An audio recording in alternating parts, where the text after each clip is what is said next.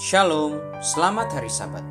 Renungan Grow pada hari Sabat ini berjudul Kisah Muhammad Hatta dan Sepatu Bali. Bagi rakyat Indonesia, nama Muhammad Hatta bukanlah nama yang asing.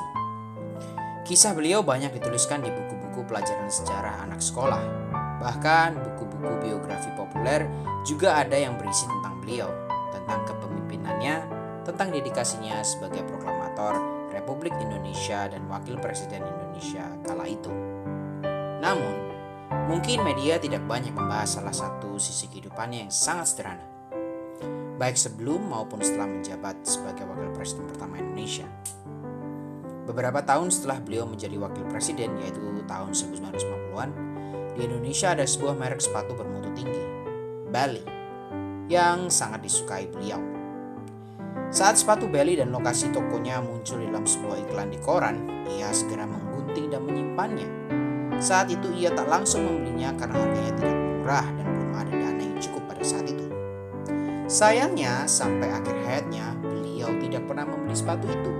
Bukan karena tidak ada uang, tetapi karena uang yang ada ia gunakan untuk keperluan rumah tangganya, dan bahkan untuk membantu kerabat yang membutuhkan pertolongan.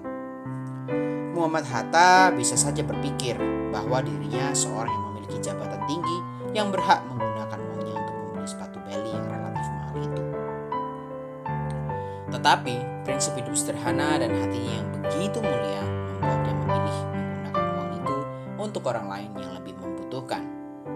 Sebuah teladan penyangkalan diri yang luar biasa dari salah satu tokoh besar bangsa Indonesia. Dua prinsip hidup yang dapat kita pelajari dari kisah ini yang juga telah dituliskan di dalam Alkitab. Yang pertama, kesederhanaan, dikutip dari buku Lukas pasal yang ke-12 ayat yang ke-15. Demikianlah firman Tuhan.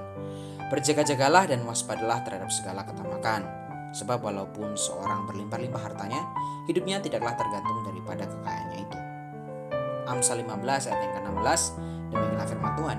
Lebih baik sedikit barang dengan disertai takut akan Tuhan daripada banyak harta dengan disertai kecemasan. Yang kedua, peduli kepada orang lain, dikutip dari buku Filipi pasal yang kedua ayat yang ketiga sampai yang keempat. Demikianlah firman Tuhan.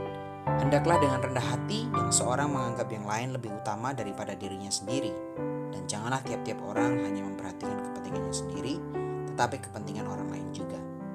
Kiranya kita yang mengaku pengikut Kristus juga memiliki prinsip hidup yang telah dituliskan di dalam firman-Nya, dan hidup kita dapat menjadi saksi Kristus dimanapun kita berada. Kiranya berkat hari Sabat menjadi bagian kita semua. Selamat hari Sabat dan Tuhan memberkati.